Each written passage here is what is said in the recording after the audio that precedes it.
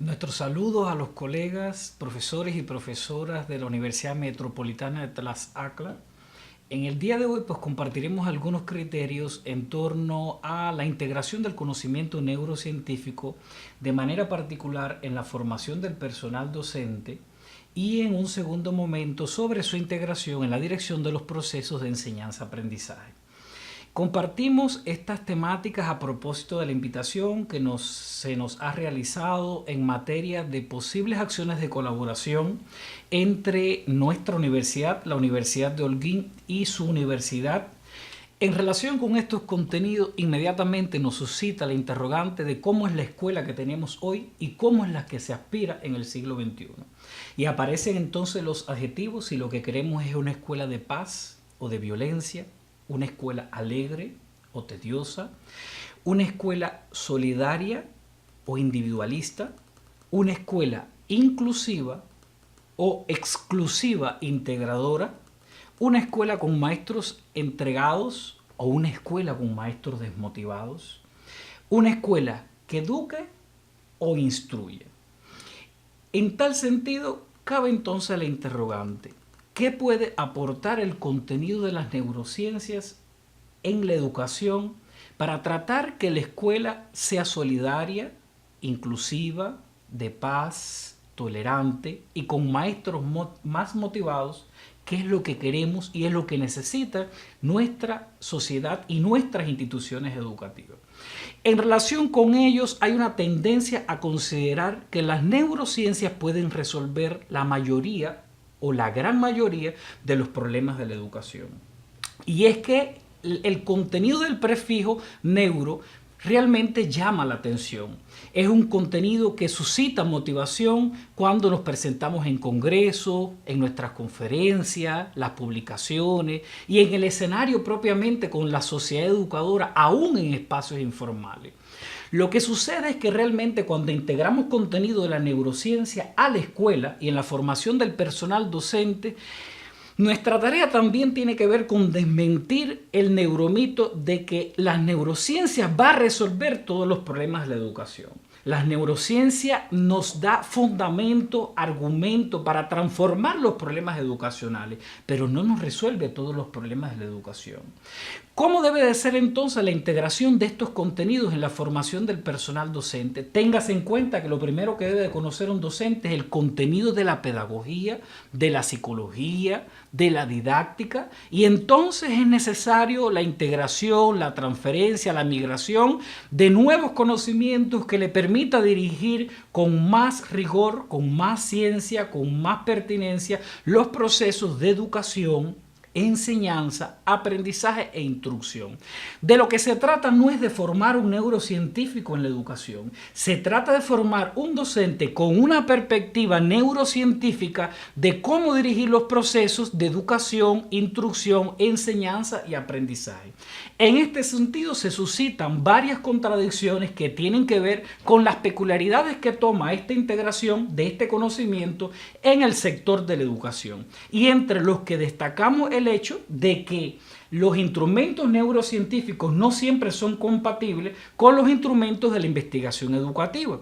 que en esencia tiene que ver con dos elementos. Primero, el hecho de que las condiciones de la investigación neurocientífica no siempre son similares a las condiciones de la investigación educativa. En tanto, la investigación educativa transforma el proceso de educación basado en las condiciones naturales de los escenarios docentes y extradocentes. Y fundamentalmente la investigación neurocientífica se apoya en un conjunto de equipos, de contextos muy específicos de investigación que no son los que tiene el maestro en el aula.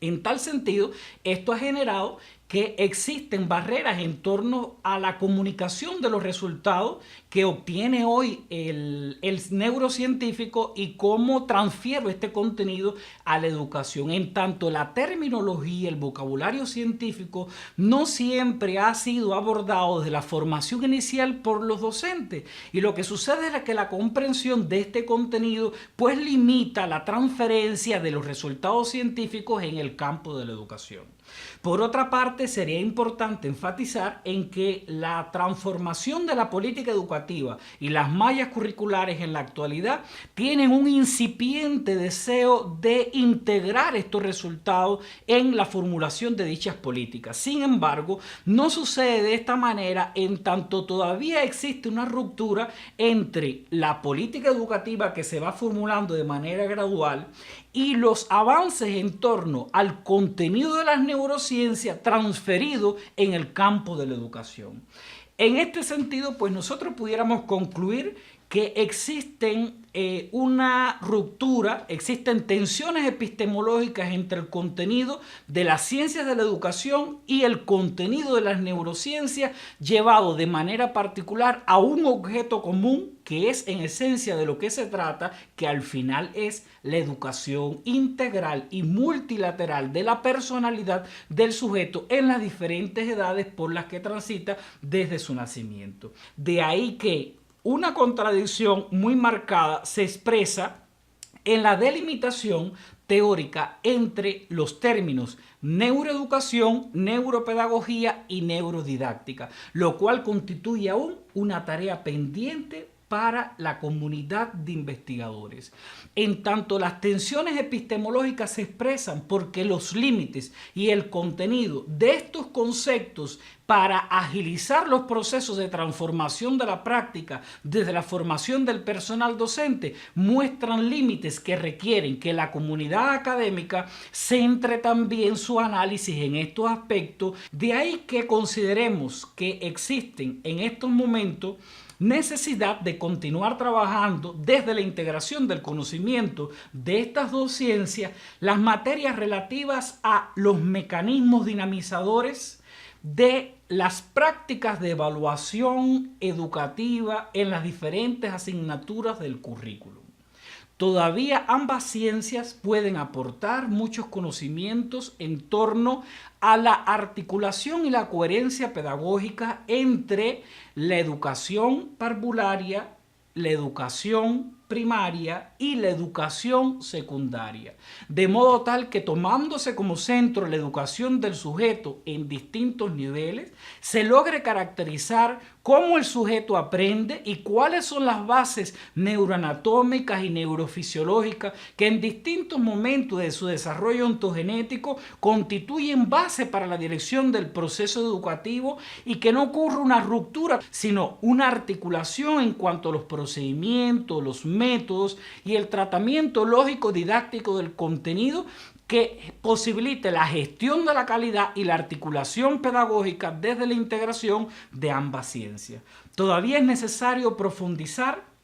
en las características del aprendizaje en la solución de problemas, en la estimulación de la creatividad, en el aprendizaje de la música, de las lenguas, así como lo relativo a lo que nos está aportando hoy el contenido de las neurociencias a la educación en materia de el diagnóstico, la fundamentación, la evaluación y la intervención de necesidades educativas más complejas, tales como el autismo y tales como el talento. Es necesario continuar trabajando en torno a cómo integrar este elemento entonces en esta segunda dimensión que hacíamos referencia en la introducción, que tiene que ver con la formación del personal docente y cómo integrar dichos contenidos y los resultados de las investigaciones neuropedagógicas y neurodidácticas en la malla curricular de la formación del personal docente desde la formación de pregrado hasta la formación permanente.